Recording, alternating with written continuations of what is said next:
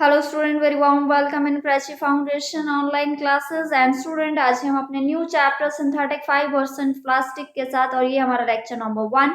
और आज हम जो टॉपिक कवर करने वाले हैं स्टूडेंट, हम चैप्टर की इंट्रोडक्शन पढ़ेंगे, सिंथेटिक फाइबर्स के बारे में पढ़ेंगे एंड डिफरेंट सिंथेटिक फाइबर्स में रेयॉन के बारे में पढ़ेंगे।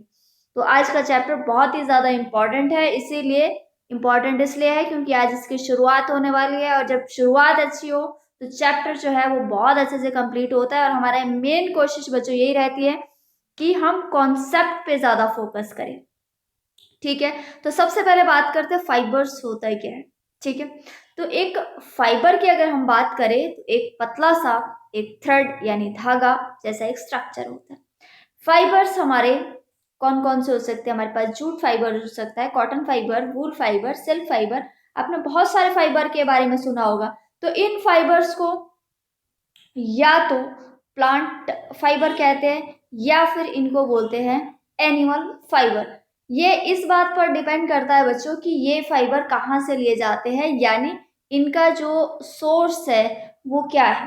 ठीक है, और collectively we can say that these all fibres are natural fibre. यहाँ पर जो आपको दिख रहे हैं ये सारे के सारे कैसे है, ये नेचुरल फाइबर है, क्योंकि इनका जो सोर्स है वो क्या है, इनका सोर्स, वो उनका जो सोर्स है वो नेचुरल सोर्स है। तो जिस कारण इनको हम क्या बोलते हैं, नेचुरल फाइबर्स। ठीक है, और हालांकि आपने छोटी क्लासेस में भी ये अच्छे से पढ़ चुके हैं, बट हाँ थोड़ा सा हम इसमें यहाँ पर और डीप में पढ़ेंगे। ठीक है, तो फैब्रिक्स यानी जब हम बात करते हैं ना फैब्रिक, पीछे हमने फाइबर की बात करी, तो अगर हम फैब्रिक्स यानी क्लोथ जिसको हम निटिंग करके बुनकर चाहे मशीन्स में वो बनाते हैं, तो जितने भी नेचुरल फाइबर है, जैसे आपको ये दिख रहा है ये नेचुरल फाइबर है, ये नेचुरल फाइबर है, यहाँ पर आपको ये दिख रहा है ये नेचुरल फाइबर है, ये सिंथेटिक फाइबर है। ठीक है, आगे हम पढ़ेंगे कैसे क्या सिंथेटिक और कैसे नेचुरल। ठीक है, तो अभी नेचुरल तो हमने पढ़ लिया है कि जो नेचुरल तरीके से हमको मिलते हैं।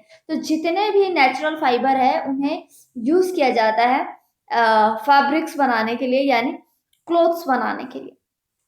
ना सिर्फ इनसे क्लोथ बनाए जाते हैं, जबकि ये large variety of house hold articles जैसे रस्सी बनाना, इस तरह की आपने रस्सी देखा होगा, कारपेट बनाना और डेली यूज में होने वाले दूसरे भी बहुत सारे प्रोडक्ट जो है वो बनाए जाते हैं। लेकिन बढ़ती हुई डिमांड के क्या कारण क्या है कि नेचुरल फाइबर से ही पूरे लोगों की बढ़ती हुई डिमांड भी इसलिए क्योंकि पॉपुलेशन बढ़ रही है। तो जैसे जैसे पॉपुलेशन बढ़ रही है तो क्लोथ्स की जो नीड है या दूसरे हाउस होल्ड जो कि फाइबर फैब्रिक से बनते हैं उनकी ज़रूरत भी बढ़ गई है। तो ये नेचुरल फाइबर इतने कैपेबल यानी इतने सफिशिएंट नहीं है कि सब चीज़ों की डिमांड जो है वो पूरी किया जाए। तो बढ़ते हुए डिमांड को पूरा करने के लिए साइंटिस्ट ने आर्टिफिशियल फाइबर्स को डेवलप किया और इन फाइबर को नाम दिया गया, ठीक है, इन फाइबर को नाम दिया गया सिंथेटिक सिंथेटिक फाइबर्स का, और इन्हें मैनमेड फाइबर भी कहते हैं। ठीक है बच्चों, अब बच्चों आपको एक चीज़ और बता दूं मैं कि प्राची फाउंडेशन जो है वो पेन ड्राइव क्लासेस यहाँ पर अवेलेबल है क्लास 8 डीएवी के लिए, science, math, social science and English की। अब यहाँ पर आपको क्या मिलेगा बच्चों, यहाँ पर सारे चैप्टर के आपको एक्सप्लेनेशन तो मिलेगा ही, एक कॉन्सेप्ट आपका क्लियर होगा। इसके अलावा हर चैप्टर की जो बैक एक्सरसाइजेज है उसके सॉल्यूशन मिलेंगे।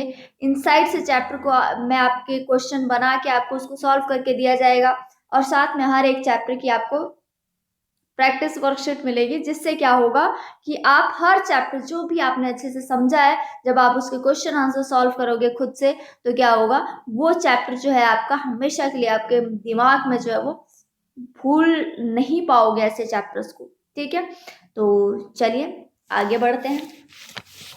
तो आगे बढ़ने से पहले हम एक एग्जाम्पल को डिस्कस कर लेते हैं। यहाँ पर आपको एक नेकलेस दिखाई दे रहा है जिसमें कि बहुत सारे क्या लगे हुए, बहुत सारे बीड्स है, लेकिन इसको एक थ्रेड ने इसको जोड़ के रखा है। ठीक है, यहाँ पर देख रहे हो कि आपके घरों में भी देखा होगा मोती की माला होगी या फिर कोई और दूसरी माला होगी, तो जिसको कि हम एक थ्रेड से जोड़ते हैं। ठीक है, यहाँ पर आप देखिए कि एक टॉय ट्रेन है जिसमें बहुत सारे वैगन्स है, वैगन्स यानी ये जो डिब्बे हैं इसने इनको जोड़ रखा है। तो इन दोनों में कोई क्या सिमिलैरिटी आपको नजर आती है?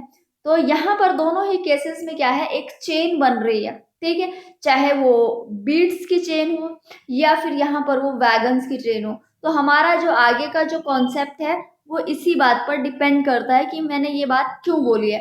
तो चलो मैंने ये बात क्यों बोली है इसको हम आगे पढ़ लेते हैं, ठीक है। तो ऐसा पाया गया है कि जो natural natural fibres, simple molecule,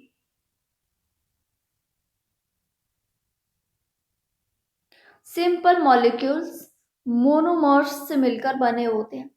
monomers यानी क्या होता है पहले समझ लेते हैं, फिर अच्छे से आगे इसको और क्लियर करेंगे। मोनोमर्स यानी मोनो यानी सिंगल, मर्स यानी पार्ट, पार्ट भी कैसा, स्मॉल पार्ट, ठीक है। तो ये मोनोमर्स यहाँ पर दिख रहे हैं छोटे छोटे पार्ट्स, बहुत लार्ज अमाउंट में एक साथ जुड़ते हैं जैसे यहाँ, और एक लंबी सी चेन बनाते हैं जिसको बोलते हैं पॉलीमर। और ये पॉलीमर, पॉलीमर देखो यहाँ पर पॉलीमर, ये भी टू पार्ट्स में है, पॉली यानी मैनी, मोर्स यानी पॉलीमर्स यानी स्मॉल पार्ट, जो छोटे छोटे बहुत सारे पार्ट से जुड़ा हुआ होता है। तो ऐसी प्रोसेस जिसमें बहुत सारे मोनोमर्स आपस में जुड़ते हुए एक लंबी सी चेन यानी पॉलीमर्स बनाते हैं, उसको बोलते हैं पॉलीमराइजेशन। तो आजकल के दिनों में मैन मेड पॉलीमर्स बढ़ती हुई डिमांड को पूरा करने के लिए तैयार किए जा रहे हैं, ठीक है। अब हमारा जो दूसरा कॉन्सेप्ट है बच्चों वो है डिफरेंट सिंथेटिक फाइबर्स। तो चलिए अब बात करते हैं सिंथेटिक फाइबर्स की, और आगे सबसे पहले बात करेंगे हम इसमें रेयॉन की। रेयॉन को आर्टिफिशियल सिल्क भी कहते हैं, ठीक है। जैसे कि हम जानते हैं सिल्क फाइबर जो है वो सिल्क वॉर्म से ऑब्टेन किया जाता है और जिसको कि चाइना ने डिस्कवर किया, ठीक है। तो बात करें अगर हम इसके सिल्क फैब्रिक की तो ये काफी कॉस्टली होता है, लेकिन इसका ये जो अगर टेक्सचर की बात करें तो बहुत ही ब्यूटीफुल होता है। भाई कॉस्टली है तो कुछ तो कपड़ा देगा ना, सुंदर कपड़ा है ना, तो बहुत ही ब्यूटीफुल होता है। अब हर कोई इस फैब्रिक यानी कॉस्टली होने के कारण खरीद नहीं पाता है, तो जिस कारण बाद में आर्टिफिशियल सिल्क तैयार करने की कोशिश की गई। और 19th सेंचुरी के एंड में साइंटिस्ट की ये जो कोशिश थी, कौन सी कोशिश थी, आर्टिफिशियल सिल्क को बनाने की, वो सफल हुई, ठीक है। ये जो फाइबर तैयार किया यानी ये जो आर्टिफिशियल सिल्क तैयार किया गया, इसकी प्रॉपर्टी नेचुरल सिल्क के सिमिलर थी, बस फर्क इतना था कि वो जो है अभी हमने देखा वो किससे, सिल्क फाइबर जो है वो सिल्क वॉर्म से ऑब्टेन किया जाता है, और इसको जो है वो वुड पल्प, ठीक है, वुड पल्प के को केमिकल ट्रीटमेंट के द्वारा तैयार किया जाता था, और इसको इसीलिए इसको नाम मिला रेयॉन या फिर आर्टिफिशियल सिल्क का। अब रेयॉन को बनने के लिए, ठीक है, रेयॉन को बनने के लिए जो रॉ मटेरियल यूज किया गया, रॉ मटेरियल क्या होता है बच्चों, रॉ मटेरियल होता है जैसे कि आपको चपाती खानी है या सिंपल सा आपको रोटी खाते हो, ठीक है।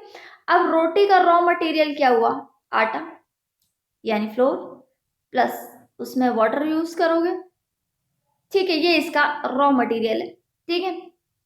तो वैसे ही स्टूडेंट रेयॉन का जो रॉ मटेरियल है वो वुड पल्प यानी वुड पल्प में भी क्या सेल्यूलोज है, जो कि क्या है, एक नेचुरल फाइबर है। तो इस नेचुरल फाइबर को केमिकल प्रोसेस से सिल्क फाइबर उसे तैयार किया जाता है, ठीक है, जिस कारण कई बार रेयॉन को रीजेनरेटेड, यहां से हटा रही हूं मैं ताकि आपको और अच्छे से दिखे, तो इस कारण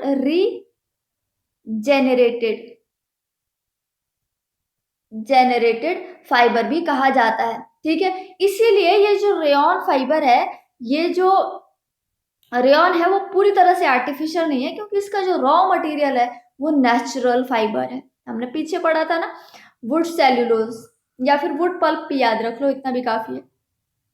तो जिस कारण ये पूरी तरीके से आर्टिफिशियल नहीं है। क्यों नहीं है? क्योंकि इसका जो रॉ मटेरियल है वो नेचुरल फाइबर है। ठीक है। अब बच्चों हम बात करेंगे यूजेस ऑफ रेयॉन की। तो बच्चों सबसे पहले रेयॉन यानी आर्टिफिशियल सिल्क, सिल्क यानी जो नेचुरल सिल्क है, वुल, कॉटन और लिनन जैसा एक फील और कंफर्ट देता है, जिस कारण जब इसको कॉटन के साथ मिक्स किया जाता है तो इसका इस्तेमाल बेडशीट बनाने के लिए किया जाता है।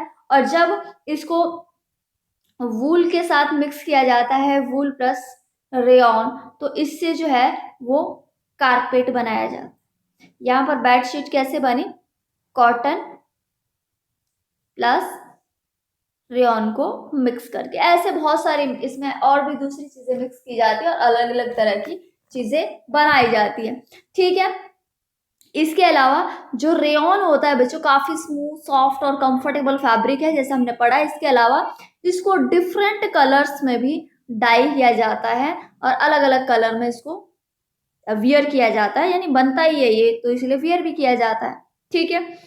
नेक्स्ट हम बात करें कि ये समर में आसानी से पहना जाता है, क्योंकि ये जो पसीना आता है, स्वेटिंग होती है, वो आसानी से उसको सोख लेता है। इसके अलावा इससे जैकेट, सूट्स, हैट, ऐसे ड्रेसेस जो है वो तैयार की जाती हैं। इसके अलावा बच्चों इससे सर्जिकल प्रॉपर्टी, जैसे अभी ये बहुत मास्क यूज कर रहे हैं हम लोग, ठीक है, ये भी इससे तैयार किए जाते हैं। इसके अलावा जो टायर कॉर्ड्स है ये भी इसी से तैयार किए जाते हैं। तो ये कुछ प्रॉपर्टी थी हमारी रेयॉन, जो कि काफी इम्पोर्टेंट है और जिसको कि आर्टिफिशियल सिल्क कहते हैं। तो इसी के साथ हमारा लेक्चर नंबर 1 जो है वो फिनिश होता है। अब हम मिलेंगे लेक्चर नंबर 2 में। तो तब तक क्या करना है आपको? तब तक आपको लेक्चर नंबर 1 अच्छे से रिवाइज करना है।